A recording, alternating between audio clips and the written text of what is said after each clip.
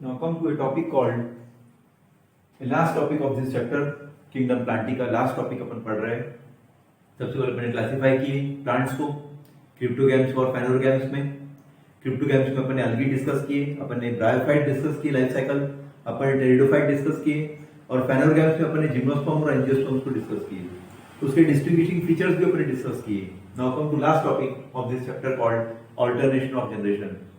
ये टॉपिक थोड़ा डिफिकल्ट है, कुछ बच्चों को समझने में थोड़ी तकलीफ जाती है, but when you follow a state board as well as NCERT board, the topic remains same. Content भी एकदम एग्जैक्ट सिमिलर है, इसलिए आपको बिल्कुल तकलीफ नहीं जाएगी, लेकिन ध्यानपूर्वक आपको समझना है। Take one topic called alternation of generation.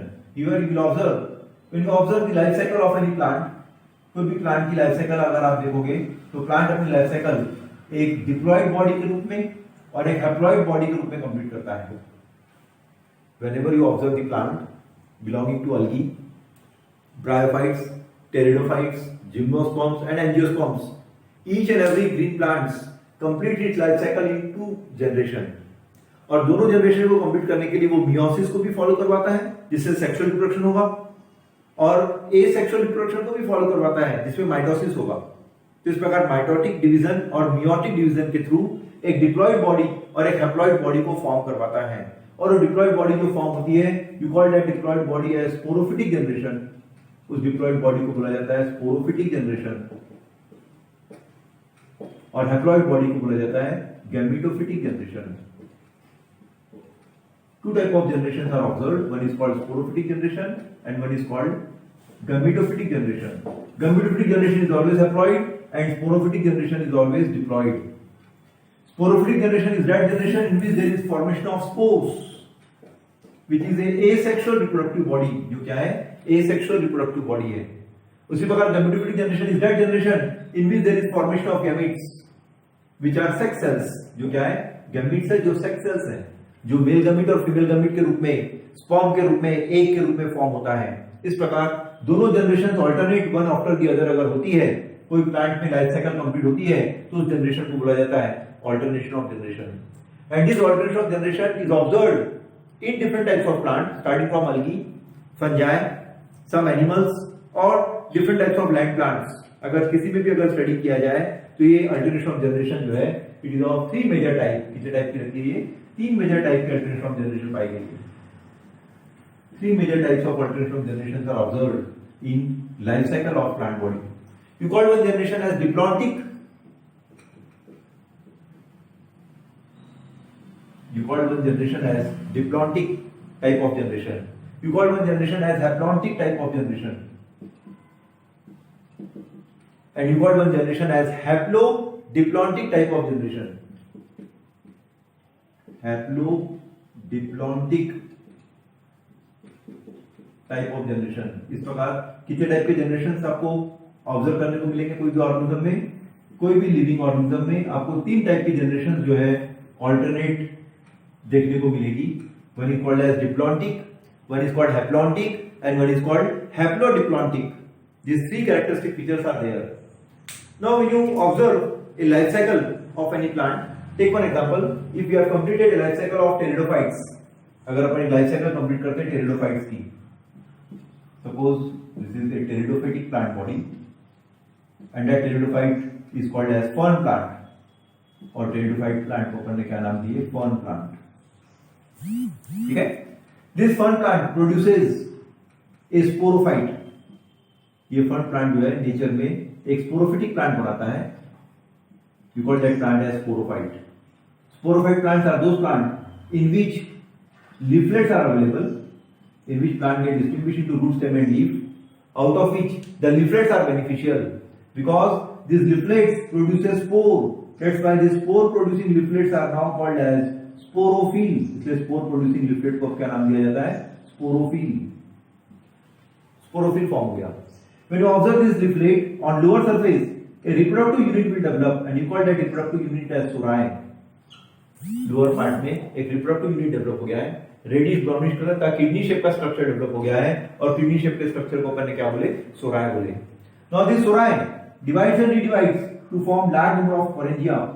ये स्पोराय डिवाइड और रीडिवाइड होगा जो क्या करेगा, बहुत सारे स्पोरेंजिया को फॉर्म करेगा, ठीक है। And this sporangia they are badminton shape body, और स्पोरेंजिया कैसा था, बैडमिंटन शेप का था। Now this sporangia during maturity it dies, badminton shape का जो स्ट्रक्चर थे स्पोरेंजिया, उसमें 16 स्पोर मदर सेल थे। कितने मदर सेल थे, 16 स्पोर मदर सेल थे। 16 spore mother cell divides meiotically, उसमें मियोसिस होगा, meiotic division हुआ, and due to that meiotic division haploids are formed, and that haploid bodies which are formed from sporangia they are called as spores। तो जितने भी spores develop हो रहे हैं वो सब हैप्लॉइड है। इसका मतलब यहाँ पर प्लांट बॉडी स्पोरोफिटिक हुआ, डिप्लॉइड हुआ, प्लांट बॉडी का पार्ट है लीफलेट, रूट, स्टेम और लीफ, इसलिए ये भी डिप्लॉइड हुआ। स्पोरेंजिया जो बॉर्न हुआ है वो भी डिप्लॉइड है, और इसमें मियोसिस होने के कारण हैप्लॉइड बॉडी जो है डेवलप कर रहा है, इसलिए हैप्लॉइड बॉडी जो डेवलप हुई वो क्या हो गया, स्पोर हो गया। Is it clear? Now these spores further divides on ground surface in favorable season। जैसे ही फेवरेबल सीजन आएगा उस फेवरेबल सीजन में ये स्पोर जो है now it divides and redivides। Once the spores are formed and fall on ground surface in unfavorable season, once a favorable season comes, this spore germinate into a new plant body and you call that new plant as prothallus। अभी germinate हुआ एक नए plant में, और वो नया plant जो develop हुआ you call it prothallus, which is heart shape body, जो कैसा है, हार्ट शेप का बॉडी है, ठीक है। इस प्रकार हार्ट शेप की बॉडी देखी अपन ने, जिसमें लोअर पार्ट में राइजोइड डेवलप हुए, पूरा प्लांट जो है वो गैमेटोफाइट कहलाता है, ग्रीन है, ऑटोट्रॉफिक है, और इसी प्लांट में सेक्स ऑर्गन्स अवेलेबल है, मेल सेक्स ऑर्गन भी अवेलेबल है, फीमेल सेक्स ऑर्गन भी अवेलेबल है।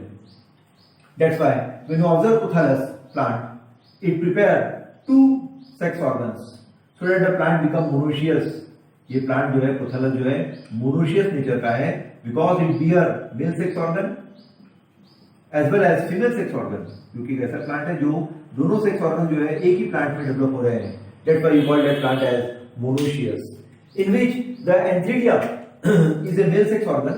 इसमें एंथीडिया जो है वो मेल सेक्स ऑर्गन है, एंथीडिया, और आर्किगोनिया जो है वो फीमेल सेक्स ऑर्गन है, in which antheridia is a male sex organ while archegonia is a female sex organ.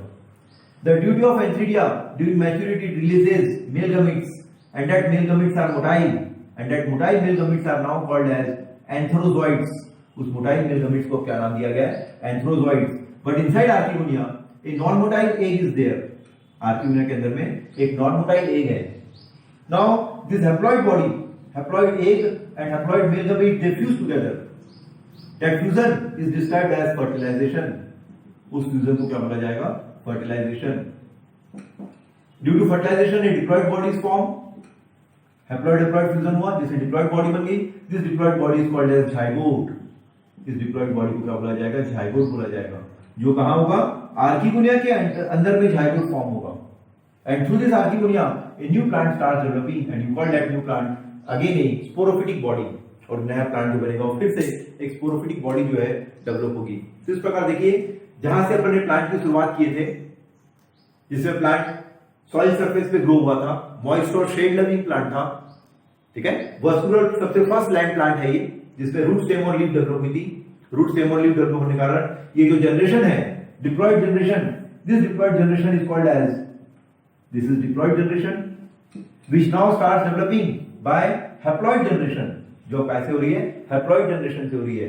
इस प्रकार दोनों जनरेशन अगर ऑल्टरनेट हो रही है one after the other, you call that generation as alternation of generation. इसमें हमेशा डिप्लॉइड जनरेशन जो है वो स्पोरोफिटिक जनरेशन कहलाएगा, और हैप्लॉइड जनरेशन हमेशा गैमेटोफिटिक जनरेशन कहलाएगा। And both this generation occur one after the other, in which meiosis as well as mitosis takes place. जिसमें मियोसिस भी हो रहा है और माइटोसिस भी हो रहा है। So that you observe here a complete life cycle। यहाँ पर आप देख रहे हो एक complete life cycle complete हुई है, और इस लाइफ साइकिल में दो जनरेशंस आपको देखने को मिल रही है, one is diploid sporophytic and one is haploid gametophytic. अब ये डिपेंड करता है कि कुछ प्लांट जो है, दोनों जनरेशन जो है वो इंडिपेंडेंट रहती है, और कुछ जनरेशन में आप देखते हो, कुछ प्लांट में आप देखते हो कि एक जनरेशन इंडिपेंडेंट रहती है, ठीक है। लेकिन डोमिनेंट फॉर्म में हमेशा जो प्लांट रहेगा वो स्पोरोफिटिक रहेगा।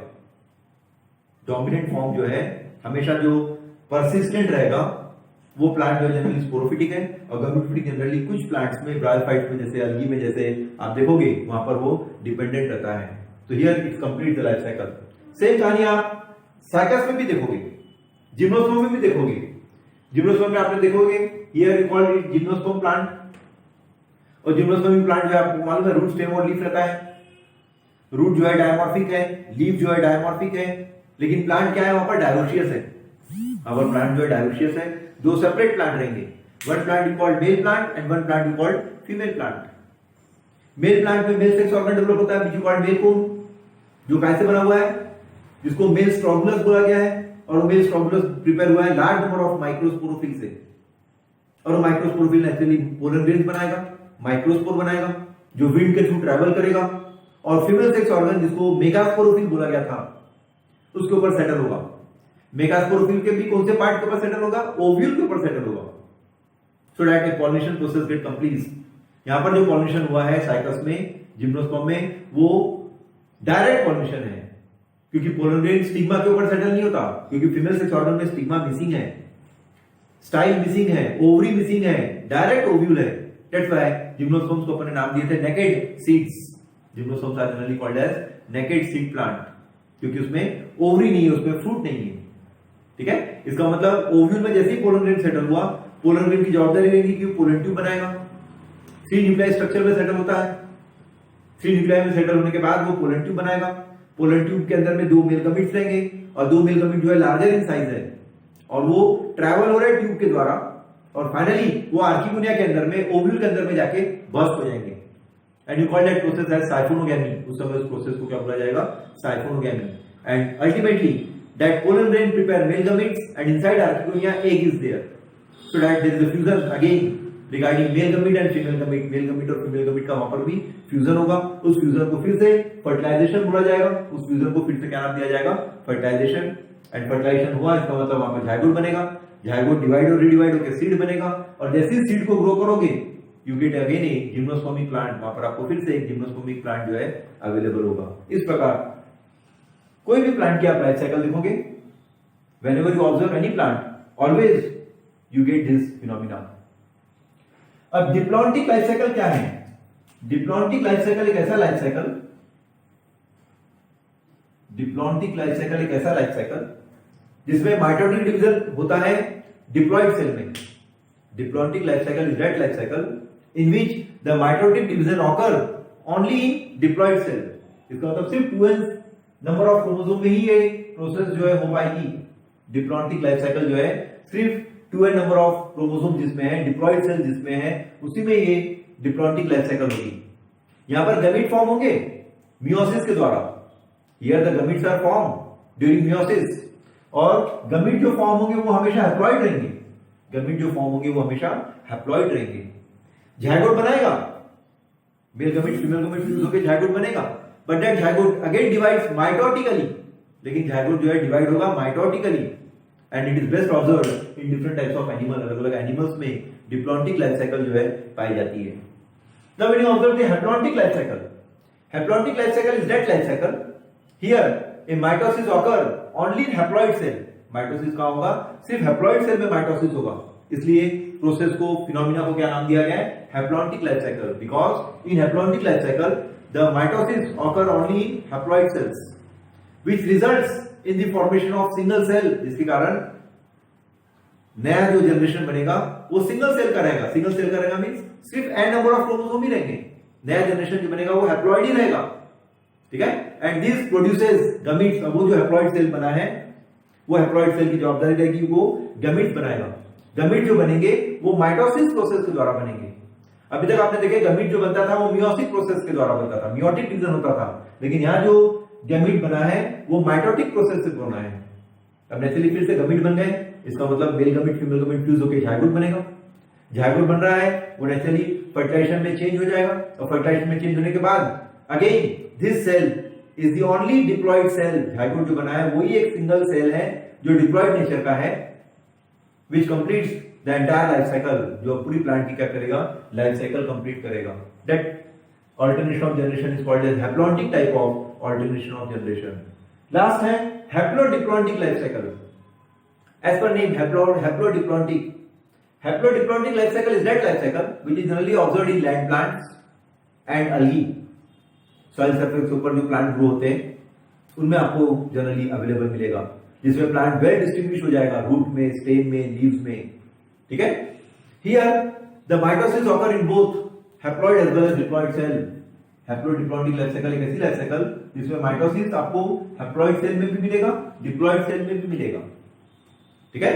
And whenever you observe the multicellular organism, whenever you observe the multicellular plants, the haploid body is always a gametophyte body.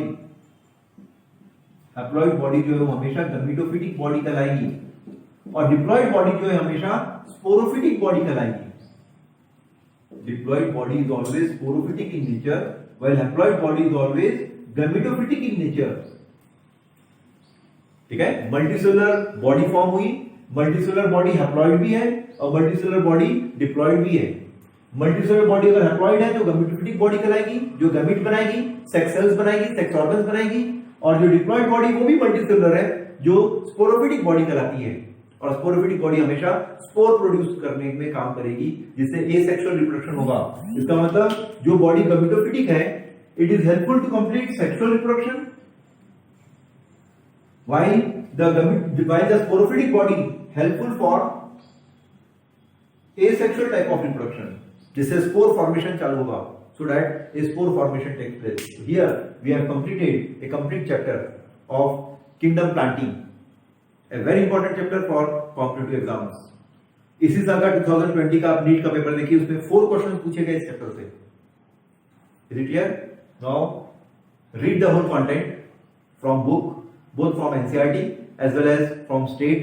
You get each and everything, and if any difficulty occurs, please contact me.